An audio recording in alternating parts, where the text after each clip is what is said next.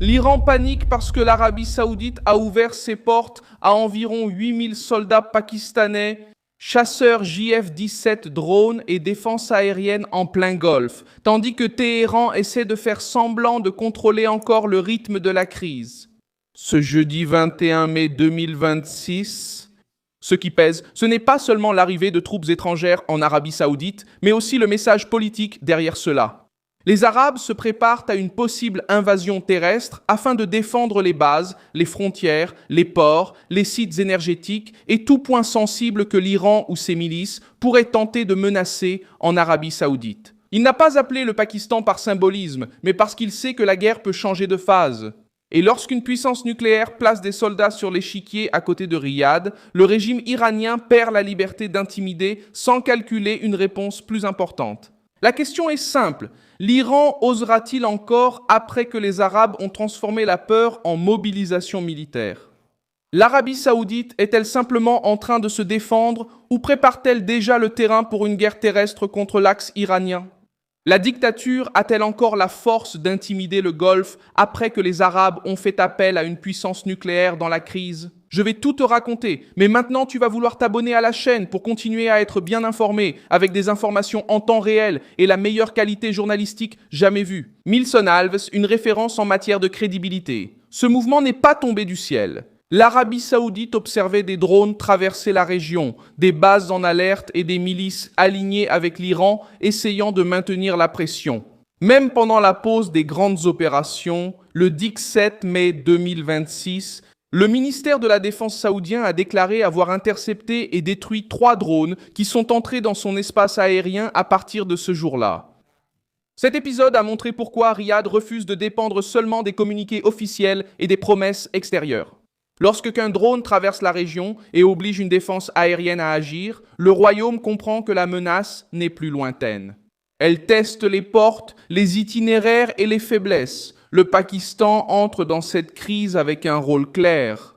Islamabad n'a pas seulement envoyé des observateurs, des conseillers ou un drapeau pour la photo. La force signalée comprend des soldats, des chasseurs, des drones et le chasseur de défense aérienne QG-9 d'origine chinoise. Cet ensemble modifie l'ampleur de la présence militaire. Un soldat au sol sert à protéger l'installation, à renforcer la base, à tenir une zone sensible et à réagir si une frontière ou une infrastructure stratégique est attaquée. Les chasseurs et la défense aérienne servent à fermer le ciel, les drones servent à surveiller et à répondre. La somme de tout cela crée une ceinture de défense que Téhéran doit prendre en compte avant de miser sur la provocation. La présence pakistanaise révèle également un choix politique de Riyad. L'Arabie Saoudite dit qu'elle ne restera pas silencieuse face à chaque menace iranienne, ni n'attendra que le régime des ayatollahs choisisse quand et où semer la panique. Le royaume saoudien rapproche un partenaire de longue date, doté d'une grande armée, d'une expérience militaire et d'un lien direct avec l'équipement chinois. Reuters a rapporté que le pacte permet un renforcement bien plus important, pouvant atteindre 80 000 militaires pakistanais si la situation s'aggrave. Ce chiffre inquiète Téhéran car il montre que les 8 000 soldats pourraient n'être que le premier échelon d'une mobilisation plus importante. L'Iran panique parce que cette formation lui enlève un avantage psychologique.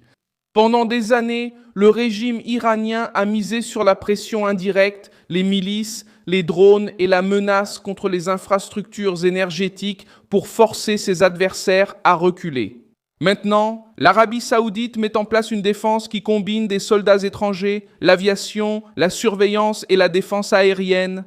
Ce n'est pas une invasion annoncée contre Téhéran, mais c'est une préparation visible pour empêcher une invasion, contenir des incursions et répondre au cas où la guerre prendrait une forme terrestre.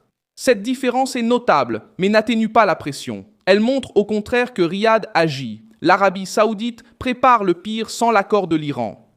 L'attaque contre la région de la centrale nucléaire de Baraka aux Émirats arabes unis a encore renforcé cette interprétation. Reuters a rapporté que des drones ont frappé la centrale sans fuite de radiation, un épisode inédit pour les monarchies arabes du Golfe. Même sans catastrophe nucléaire, le message était dangereux. Si une installation de cette taille devient une cible, tout le système de sécurité du Golfe doit changer de cap. L'Arabie Saoudite a compris ce signal. Les Émirats l'ont compris aussi.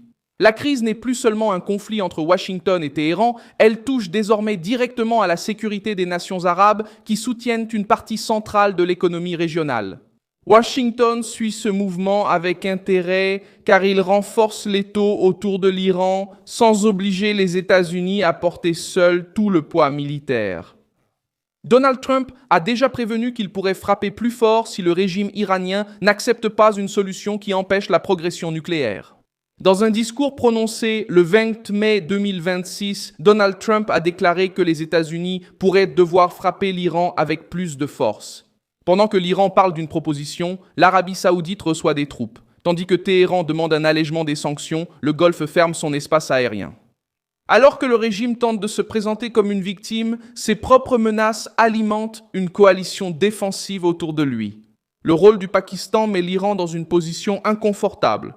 Islamabad discute avec Téhéran, sert de pont diplomatique et en même temps déploie des soldats sur le territoire saoudien. Cela limite la liberté de l'Iran. Si le régime attaque l'Arabie saoudite et touche les forces pakistanaises, cela pourrait ouvrir une crise avec une nation voisine, musulmane, armée et bien plus difficile à traiter comme un ennemi commun. L'Iran peut menacer les milices, il peut hausser le ton contre Washington, il peut s'en prendre à Israël. Mais envisager un affrontement direct avec le Pakistan demande un autre calcul, et ce calcul ne favorise pas le régime. L'Arabie saoudite gagne aussi une marge de manœuvre pour agir avec plus de fermeté. Avec des troupes pakistanaises protégeant des points sensibles, Riyad parvient à déplacer une partie de son attention pour traquer les drones, surveiller les routes venant d'Irak, renforcer l'est énergétique et protéger les zones à l'ouest, où les ports et les corridors logistiques ont une valeur énorme. Le royaume n'a pas besoin d'annoncer chaque position. Il suffit de préciser qu'une agression ne trouvera aucun territoire sans défense. C'est le genre de défense qui ne fait pas de bruit tous les jours, mais qui change le calcul de ceux qui préparent une attaque. La prochaine étape dépend de Téhéran. Si l'Iran continue d'utiliser la menace comme outil politique, l'Arabie saoudite aura tendance à demander plus de protection. Et le Pakistan pourrait augmenter son contingent. La guerre régionale a gagné une dimension terrestre. Auparavant, Téhéran prenait en compte les missiles, les drones, les navires et les bases américaines. Maintenant, il faut prendre en compte les soldats pakistanais sur le sol saoudien, les chasseurs JF-17, les drones, la défense QG-9 et une Arabie saoudite moins disposée à attendre la prochaine attaque. Le Golfe prévient qu'il ne veut pas être l'otage de la peur iranienne. Donald Trump fait pression d'en haut, Riyad se protège de l'intérieur, Islamabad intervient comme un bouclier. Et Téhéran découvre que chaque provocation peut amener une nouvelle force sur l'échiquier. Je suis Milson Alves, spécialiste des relations internationales, et mon objectif est de vous tenir informés chaque jour, au plus près de la vérité. Les liens des articles d'actualité sont dans la description de la vidéo. Laisse un like sur cette vidéo, abonne-toi à la chaîne et à la fin, jette un œil aux commentaires pour être encore plus impliqué dans la communauté. Ville de Milson Alves.